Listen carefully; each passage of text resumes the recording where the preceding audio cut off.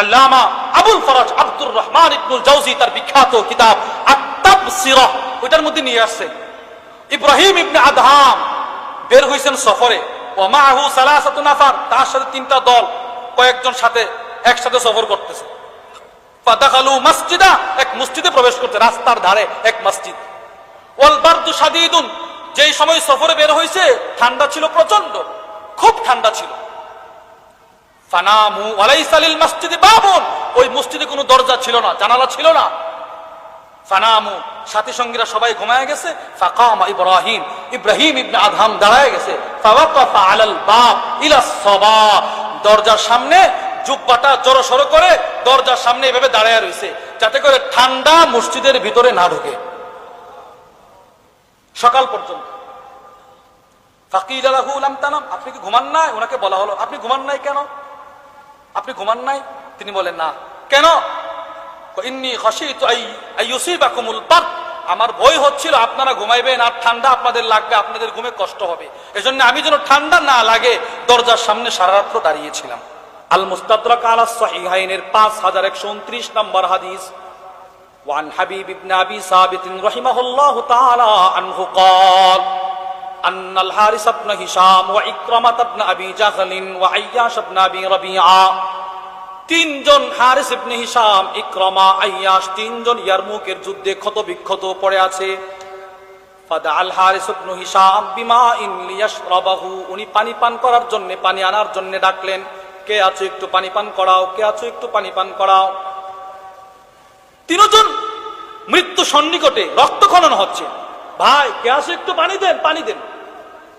একজন পানি নিয়ে আসছে, যেই মাত্র পানিটা পান করবে তাকায় দেখে ফানাজারা ইলাইহি ইকরামা, দূর থেকে ইকরামা ক্ষতবিক্ষত অবস্থায় রক্তক্ষরণ হচ্ছে আর হারেসের পানির দিকে তাকায় আছে।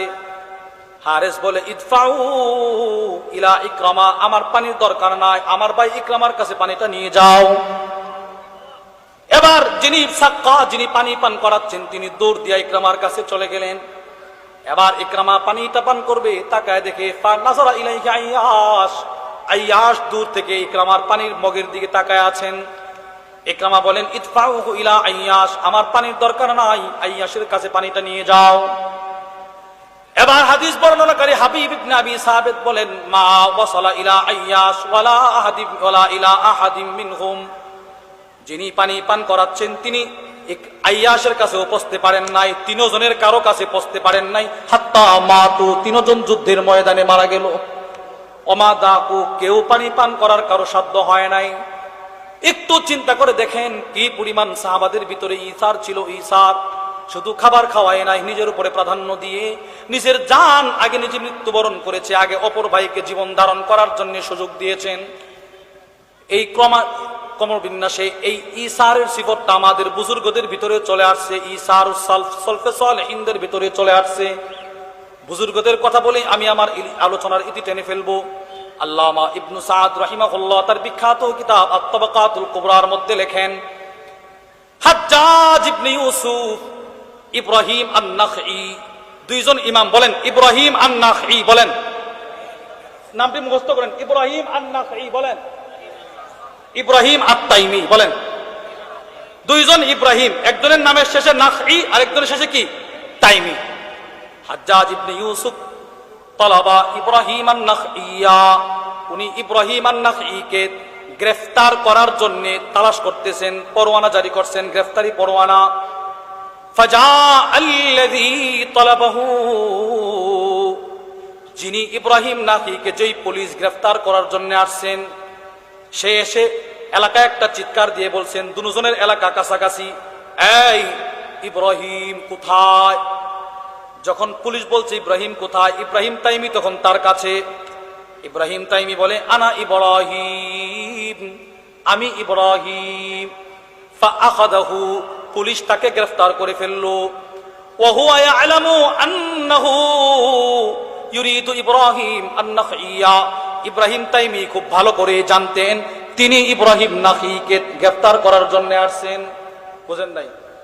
যাকে গ্রেফতার করছে তিনি ভালো করেই জানতেন উনি আমারে গ্রেফতার করতে আসে নাই, উনি গ্রেফতার করতে আসছে ইব্রাহিম নাখঈকে।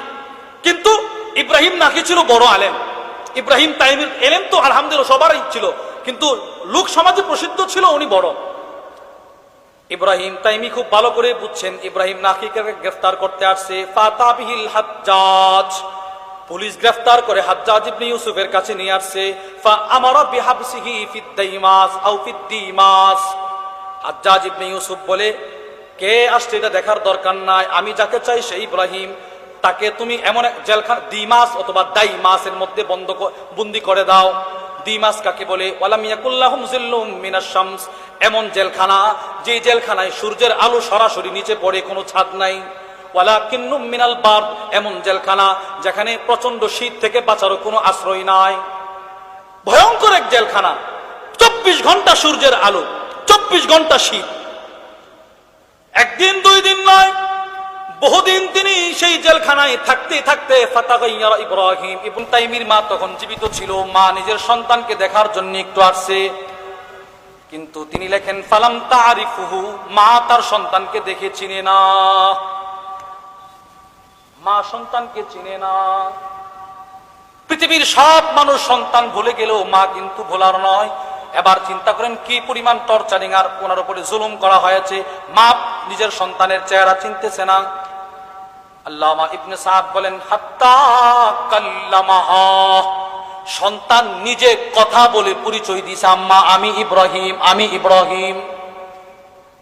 এবার মা বলে, তোর তো কোনো অপরাধ নাই, তুই কেন জেলখানায় পচে গলে মরলি রে, মরতেছিস। এখন ইব্রাহিম তাইমি যে জবাবটা দিল, জবাবটা আমি কিতাবে পাই নাই, কিন্তু আমাদের বাংলাদেশের উল্লেখযোগ্য আলেম আল্লামা মুফতি দিলওয়ার সাহেব হাফিজাহুল্লাহ আকবর কমপ্লেক্স হুজুরের জবান থেকে শুনছি অনেক আগে।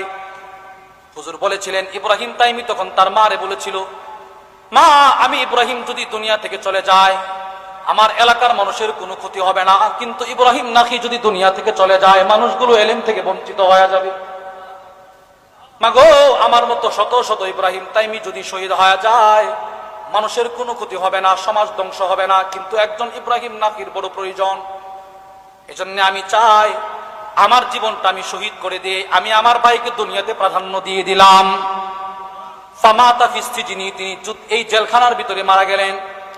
কিন্তু আশ্চর্যের বিষয় হলো ফারু আল হাজ্জাজ, হাজ্জাজ ইবনে ইউসুফ ফি মানামিহি, স্বপ্নে দেখলেন। কি স্বপ্ন? কাইলান ইয়াকুল, স্বপ্ন যুগে একজন তাকে বলতেছেন, ও হাজ্জাজ মাতা ফি হাযিহিল বালদা আল-লাইলা রাজুলুম মিন আহলিল জান্নাহ, আজকে রাত্রে তোমার এলাকায় তোমার জেলখানায় একজন জান্নাতি মানুষের মৃত্যু হয়েছে। কি পরিমাণ ঈসার ছিল একটু চিন্তা করেন, আমার ভিতরে কি পরিমাণ ঈসার আছে। এই ঈসারের দরকার আছে না নাই? বলেন বলেন বলেন, এই আলোচনার দ্বারা কি বুঝলেন? আমার ঈসার আমার ভিতরে আনার দরকার আছে না নাই? আমার ছেলের ভিতরে থাকার দরকার আছে না নাই? আল্লাহর কসম এই ঈসা